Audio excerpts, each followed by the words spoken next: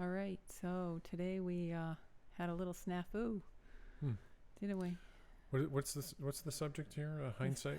Hindsight's 2020. Uh-huh. Yeah. Don't you wish that that little voice in your head could be a little bit more loud and say, "Hey, wake up. Stop.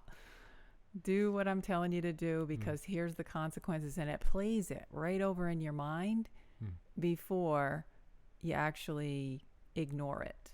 Hmm. Wouldn't that have been nice this morning? Well, yeah. I mean, it'd be nice to tell the future, right? It'd be awesome to predict every possible outcome of what's going to happen. Well, I don't mean every would possible be great. outcome, but certainly when I get that little buzz in my head and I say, "Oh, I need to run back and check this," you Mhm. know, and it could be as simple as there's something on the counter and I get this little thing that says, "You're going to want your elastic band later." Yep. And I'll go, "I don't need my elastic band." And then we get in the car, we get to the gym, and then we're running on the beach. And I'm like, "Oh, I wish I had my elastic band." Mhm. And So I this- know because I think back to that time where I'm looking at it and it's on the counter and I'm going, do I take it? Do I not take it? Right. And then something in my, and I always think to myself, whenever that's happening, there's a sign. There's a reason that I'm being told to do something. Of course, it's not as, it's not important when it's an elastic band, but it kind of can be when it's a chuck, a wheel chuck Mhm. to a trailer. Yeah. So what happened was it was time to take the jet skis in for service, and I just had to load the trailer. So I'm always messing with the better way to get those things out of the garage, because there's not a lot of room to back the truck up and then get the trailer set up right to pull it straight out without bumping into the side of the garage. So I thought today, and then I got to pull the other car out, and it's a pain in the ass. So today I thought, well, let me try something different, right? Innovate. And you can move the trailer around by yourself, like without the truck. So I move the trailer around and I'm pulling it out and I'm getting it close to the other vehicle so I can make the swing. Like I can't make the swing when it's sitting where I keep it just in the garage. So I get it out a little bit, and I get it out a little bit in the landing wheel. There's a landing wheel in the front. Is coming off the garage floor, and the driveway has an angle. So I think I'm gonna get a wheel chock. Right, because the front, as long as the back tires, the trailer rubber tires are on the garage floor, which is not angled, I think I'll be good. It's raining and it's wet and I'm barefoot. So, right, Mistake number one. yeah. So I grabbed the wheel chock, because safety first. I'm thinking ahead. I'm thinking ahead here, and I pull it out a little bit, and it's that adage, like, a little is good, maybe a little more is a little better, right? So I get it out a little more. I'm like, hey man, this is gonna work. Get it out a little more, and here come the rear wheels up to the edge of the garage. They're still on the edge. So my vision is that it would be in position, and I would put the wheel chock down on the landing gear wheel, and then I would back the truck up to it, and it would be perfect. Like it's gonna be ideal. So right then, I look behind me to check where the truck is, like how's the trailer angled, and it comes off the floor of the I'm garage. cringing right now. And here it comes, and it doesn't. Here it comes, like like slowly, inch by inch. It's like someone just opened the floodgates, and this thing is 1,000 pounds raging bull coming right at me. And I got the funniest thing was I got immediately what flashes into my mind is all those stupid idiot YouTube videos at the boat launch, right? Those guys with the runaway trip, and you think, what a fucking moron! Like, who would ever do that? How could you get into that? Oh my God. And I'm holding it, and my feet are skidding, and I got this, and I got like the whole thing worked out in my head, but I got this wheel chock, this one rubber wheel chock, and it's coming at me, and I'm like, oh no! And I grab the wheel chock and throw it at the wheel, like a 1 in 10 million chance it's going to actually pop right in the wheel. Well, that's nothing, and it keeps going. So it keeps going, and for a second, I thought I kind of had the trajectory because I knew that it was just the driveway and it wasn't going to hurt anything. And right then, I hear this metal on metal as it drags along the front of my pickup truck. I hear something break, and I just Then I realized that I am being pushed toward trees, and I'm hoping I don't get skewered by the fucking thing there into a tree. So I land in this tree, in this bush, and it comes to a screeching halt. And the only thing I think of then, you remember the Looney Tunes shows where they'd always go to this scene where like somebody does something stupid and then his head turns into a jackass. You know what I mean? It's like, like it turns right into an ass. That was it. I'm just standing there in the rain with the carnage of the front of my truck, which I love, my truck. Now it's fucking broken. And at that time, I didn't know that bad. I didn't know how bad it was. Here's what's worse that you don't even know. So we finally, get it together, and I backed the truck up through the neighbor's driveway because the trailer just went careening in there, and so I get it hooked up, and I'm looking at the side of the ski, and I'm like, well, God, I mean, the ski doesn't look to be. This is so embarrassing, but the ski doesn't look to be too bad. Like there's nothing wrong with it. Like I was expecting huge gashes in the side because it hit my truck. So credit to how tough those things are, right? Because they're nothing, except there's this wad. It looks like melted plastic, maybe about a half inch, along the kind of the rubber hard plastic side rail, the bumper rail, right? It just must have taken a little sliver and pushed it up into a ball, but it's just this ball and it's hard.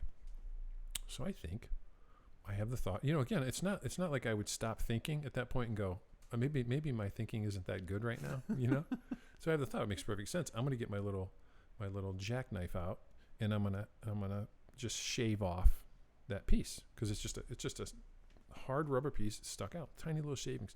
Like you can't even see before that, like what happens. So it's really thin. So I zucka, hack it off, and as I hack that off, it looks funny. I touch it, and there's a hole now in the bumper. There's a hole right through it. So I think, oh my God, I fucking just cut a hole in the jet ski. And it's going to take water the whole time. And I'm like, all right, no problem. I'm going to the dealer, and they're going to put something to fix it. So I'm going to trust the dealer that they're going to fix it. Go to the dealer. I'm kind of just, I'm using my Tommy Giosa theme. If it can be fixed with money, it's not a problem. Right. It's not that bad. It's just a few bucks.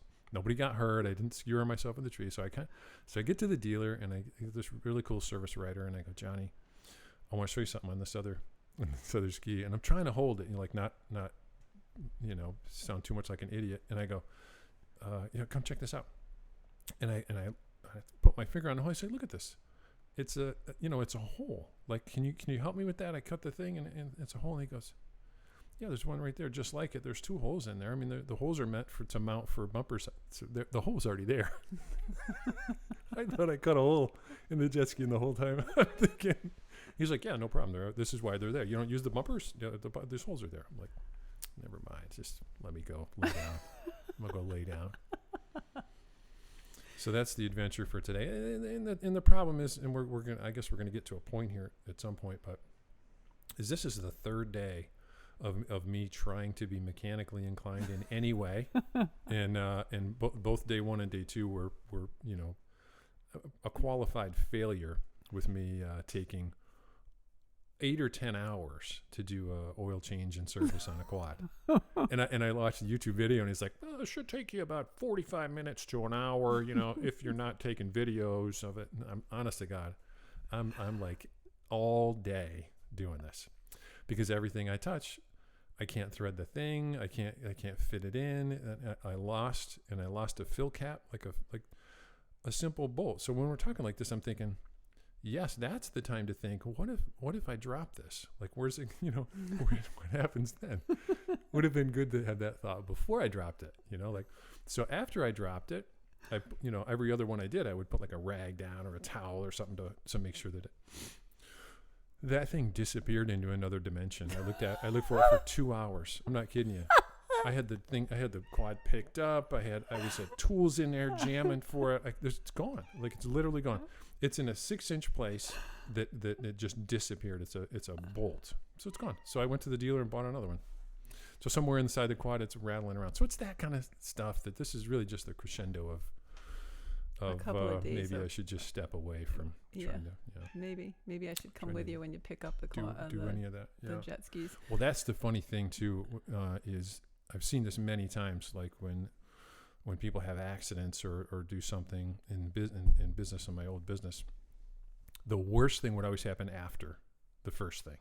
Right. Things come in threes, So, well, when we think about being careful, like I think that's a guy thing that you don't want to be, you think you're, I don't know, invincible or something. Like you can handle a trailer with 2 jet skis on it and you're going to be able to just wheel it around, and because there's an incline, you can still hold it back with bare feet and it's wet out. But, he comes up to the bedroom and he's like, I just fucked up my truck. He's so upset. So I jump out, I go downstairs, and I go out to the truck. I'm thinking there's a hole in the door or something, like the trailer went right into the side of the truck, because that's what I envisioned in my mind. So I walk out, and it's hard for me to even see what's wrong with the truck. I'm like, where's the hurt with the truck?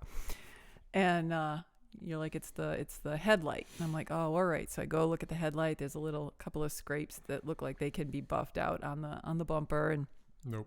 The trailer and the 2 jet skis are down on the lawn between a tree. And I'm thinking, oh my God. All right. But of course I'm coming into this with the hindsight now, because the accident's already occurred. Mm-hmm. And I'm thinking, if you're going to pull something out into the driveway, the first thing that you might think is to put the chucks in, make a foot in front of the wheels, so in case it slips, it's going to stop. Yeah, and you're so cautious all the time that it just surprises me. But this is where the relationship thing, I think, is important, that comes in, is that it doesn't help to pile on. I know how much you love your truck, and I know how much that the skis mean to you and all of that, and they're your toys, and you like to keep them spotless and clean and everything's perfect. And so for me to pile on with you shoulda, coulda, woulda, would have really been detrimental. and so you get the truck hooked up to the trailer and take it off to the jet ski place to get them serviced. And I'm thinking, okay, in my head, all these scenarios of what could have happened instead. And I'm like, none of that is helpful at all. So that's why I sent you the text that said, you're okay. Everything is going to be okay. Nobody died. The truck can be fixed, and, it's not a problem. So that's something that I've learned over years. Like it's easy to say what you should have done or what you could have done after the fact. Shoulda, coulda, woulda, yeah. But it's not helpful. Like we always, you're always saying it's not helpful to do something that is maybe critical or perceived as critical when you think of, hindsight is 2020. And we look out in the world and we say, what's hindsight? Of all these things that are going on. But I think listening to that voice in our head is something to be mindful of, is to really, and I think that's when you've introduced the meditation to me, is like, there's so much noise, so much chatter in our brains, that sitting quietly for 10 minutes a day and not thinking and actually clearing your head. My stepfather used to always say, oh, you got a clear head. I never knew what that meant, but I don't think he meant it in that way either. But a clear head is a good thing. A clear head is a good thing, because then it allows those thoughts to be heard a little bit better. We say prayer is asking God for something, and then meditation is listening to God. So when the more we meditate and the more we keep still, I think it creates that pathway of being able to receive those little nudges when you're supposed to. And then the second part of the receiving them is listening to them. And I know that, just from my own experience, if I don't listen to that little nudge in my head, I'm going to pay for it. in some way or another. Like I need that, or I want that, or whatever it was that I ignored is something that becomes later important. And I don't realize it until later happens. Well, I want to track back to the text message for a minute. So that, sometimes tough love is good, and it's a good thing. And the opening of the text message was, it's Thursday. You've officially used up your stupid quota for the week. I did not say that. So you're officially out of dumbass things you can do this week. No, you didn't. But from my perspective, it is that stillness that is the reason why we talked about this before, why we have such great ideas when we're doing something else, like when we're in the shower, we're brushing our teeth. What is that about? That's about the signal coming through the noise, because the noise is arrested, right? The noise is held up. All this thinking mind is held up, so we can get the stuff. Like at work, when I was working in my old job, always there were these questions that were plaguing me, and I would always get the answer at that point on who should be in the right role, and all these big business direction questions would get answered when I'm in the shower or I'm brushing my teeth or whatever, right? So the meditation not only creates the stillness in that moment, or those moments, 5 minutes, 10 minutes, but there's a thing called philosophical materialism. That's like spiritual materialism. Like, I sat for 10 minutes, I didn't have the answers to the universe here, and all my life problems aren't solved. It just creates that stillness, and if we do it enough with enough habit, that stillness exists throughout the day, right? It could be called mindfulness, or there's that presence that allows the opening for the thing to get through, right? For the answer or the wisdom. The wisdom is always there, and that gets back to the book Power versus Force, into the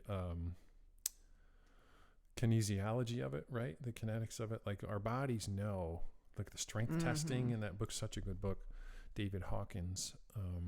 Our body, like if you hold I think one of their examples was, you hold a artificial sweetener in one hand, something bad for you and something good for you, your body will immediately go weak on that side and strong on that side. Like, it knows. Right. It just knows. Our organism is so brilliant if we listen to it. Or if we allow it to speak. Probably a different way to say that. That's a better way to say it, I think. Yeah. You want to listen to it. You actually want to cultivate a lifestyle that allows you to listen to it and be more mindful with it. I know lately I haven't been either. I felt off, and probably between the two of us, this offness is. Well, I'm glad you're finally arriving at the place that's your fault. Like, all this is your fault. Oh. So, no, I'm kidding. There's no question, though, without getting into that whole subject matter at all, that there's a draw. There is a palpable drain. Palpable for me, energy, frequency, and would be energy drain, but increase in angst, whatever you'd call it, anxiety. It's like a general malaise, and it's draining. So all the more reason to not do mechanical things, to not try. You should always try things new. That's a thing too. Like, what's the other side of that? You just don't do anything. Like, if that would be my tendency to just stay in the house, which is not the right thing to do. So there's so very few things that I can do mechanically that I'm capable of. And I'm in a place in my life where I'm like, I can learn this, right? Every freaking thing is on YouTube video. All you got to do is follow it, right? So I can do it, and I'll get better at it as we go. But there's still something that's just comical watching a 6'9" guy, like watching myself do that. With big giant hands. Try to fit under. To get the little teeny nut and bolt. So silly. I should just record it, all of it.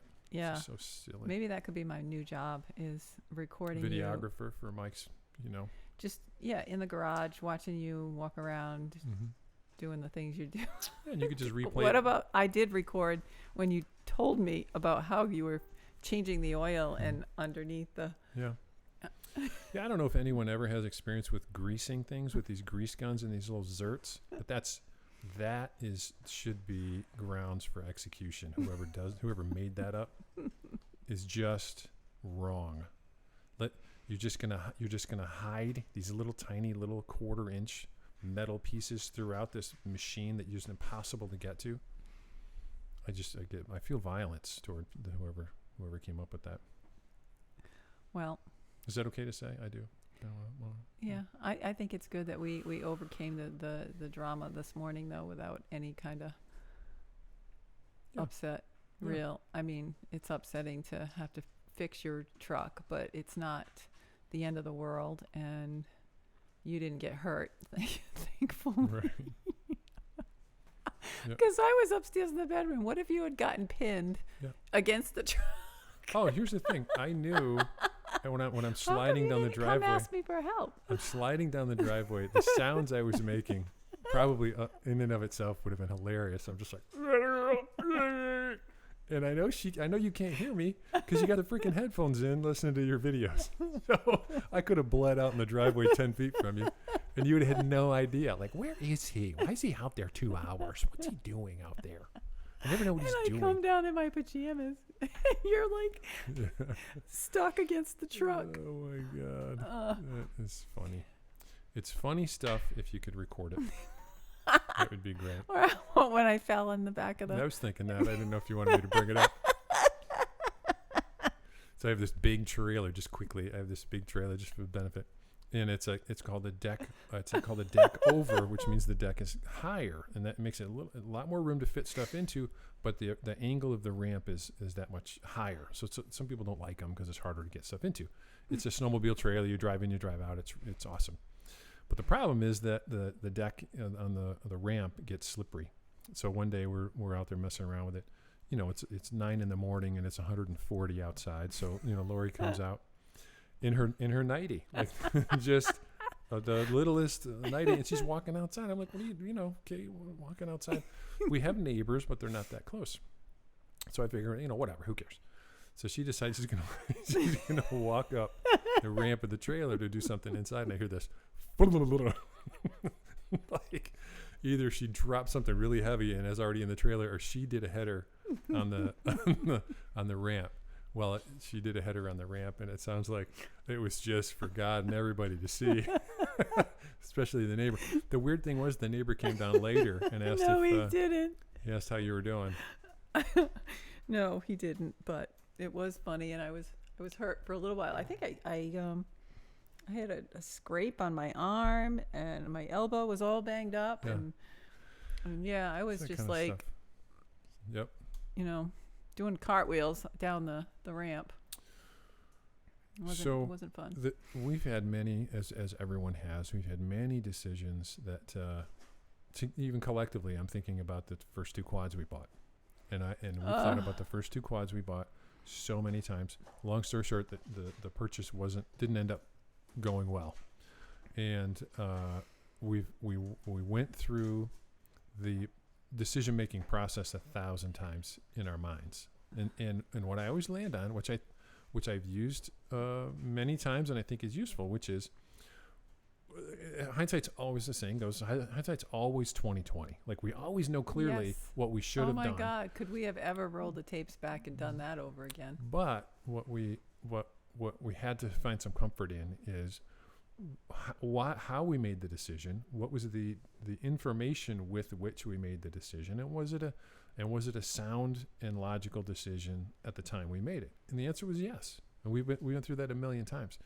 So what's the useful takeaway here is, if you spend your whole life and all of your time thinking how I should have listened to the thing and I did the wrong thing, and when we're beating ourselves up, that's the I would say the ineffective way, right? Yeah, it'll lead to paralysis, right? And then you never want to go forward and do anything, because what could happen? My oldest son Jason, as you know the inside joke, for some time we would ride quads. This is years ago, and he was always really like non-adventurous. Like I was always having to cajole him, kind of push him to, and I go, come on, buddy, let's have an adventure. And about 3 times in a row I said that, like right before we broke through the ice in a pond or some horrifying thing. So, let's have an adventure. So now it's still a thing with him. Like you can't say let's have an adventure because he knows some calamity is going to happen after that. I bet he never says it to Xander. Yeah. So You're right. I mean, that's the thing. How do we make our decisions?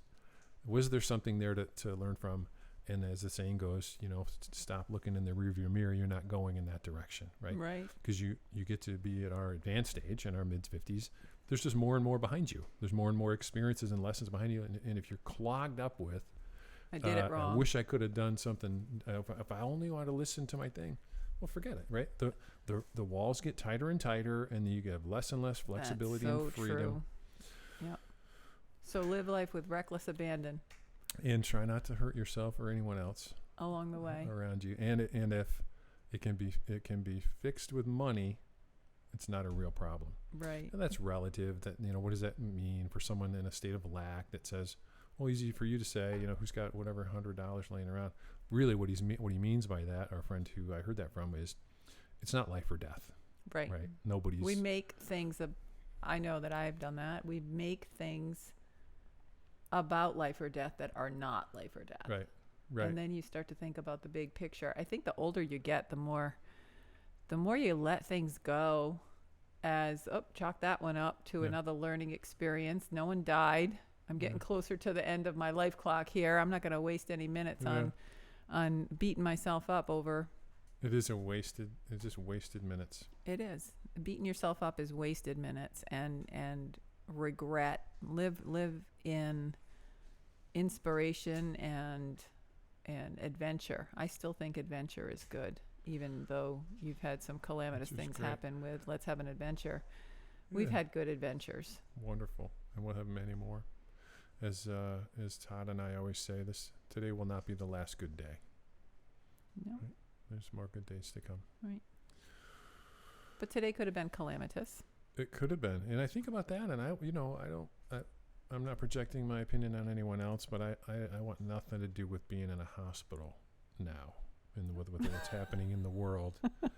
And, I'm so thankful that I didn't get caught in between. I had no idea what was behind me. I didn't know the truck was even there. I could have, in a heartbeat, I could have been stuck in between. Of course, because my infrastructure is made of steel, it wouldn't have hurt me. But maybe the trailer would have bounced off you. That's right. It would have scratched the trailer, for sure. But anyway, that's you can't hurt steel. Can't hurt steel. That's right. So I wanted to thanks for the chat. I think that's a good one. Yeah. Good takeaway. All right. Thanks for joining us, everyone. Thank you for making me laugh. That's always fun. It's one of the things I love about you is that you make me laugh all the time. All right. See you next time.